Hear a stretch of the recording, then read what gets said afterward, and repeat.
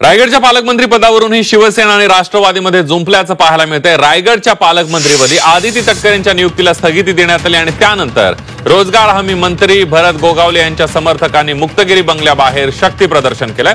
भरत गोगावलेंना रायगडचं पालकमंत्री करण्याच्या मागणीसाठी गोगावलेंच्या समर्थकांनी हुल्लडबाजी केल्याचं पाहायला मिळतंय। अधिक माहितीसाठी जाऊयात, आपले प्रतिनिधी ओम देशमुख आपल्या सोबत आहेत। मुक्तगिरी बंगल्याच्या बाहेरूनच ओम आपल्या सोबत आहेत। ओम, काय सांगशील या घडामोडींबद्दल? निश्चितच खरं तर भरत गोगावले यांना रायगडचं पालकमंत्रीपद देण्यात यावं अशा प्रकारची मागणी या समर्थकांकडून केली जात होती। अनेक प्रकारे शक्ती प्रदर्शन करण्याचा प्रयत्न त्यानिमित्तानं गोगावले समर्थकांकडून केला जात होता। मात्र कार्यकर्त्यांनी अत्यंत बेशिस्त असल्याचं प्रदर्शन या ठिकाणी केलं असं आपण म्हणू शकतो।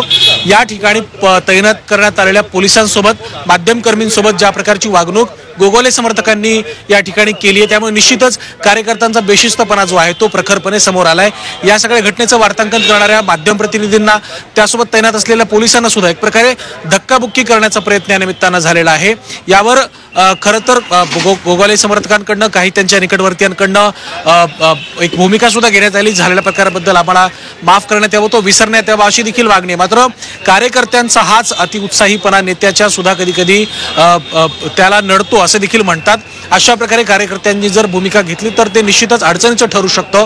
त्यामुळे आता आपल्या कार्यकर्त्यांना हे कशा प्रकारे थांबवतायत, गोगावलेंकडनं सातत्यानं मंत्रिपदाच्या संदर्भात पालकमंत्रीपदाच्या संदर्भात भूमिका मांडली जाते। मात्र कुठेतरी कार्यकर्त्यांकडनं या सगळ्या संदर्भात भावना व्यक्त करताना मर्यादा ओलांडल्या जात आहेत, राजीनामे दिले जात आहेत, जाळपोळ केली जाते तिथपर्यंत ठीक आहे। परंतु अशा प्रकारे हुल्लडबाजी करणं, पोलिसांशी गैरवर्तन करणं, माध्यमकर्मींशी गैरवर्तन करणं हे कितपत योग्य आहे याचं उत्तर सुद्धा आता भरत शेठ गोगावले आणि त्यांच्या समर्थकांना द्यावं लागणार आहे। त्यामुळे आता पालकमंत्री पदावरून सुरू झालेल्या वादात हे दुसरा एक अंक जोडला जातोय। त्यामुळे याबाबत आता गोगावलेंची नेमकी भूमिका काय हे देखील जाणून घेणं तितकंच खरं तर महत्त्वाचं असणार आहे।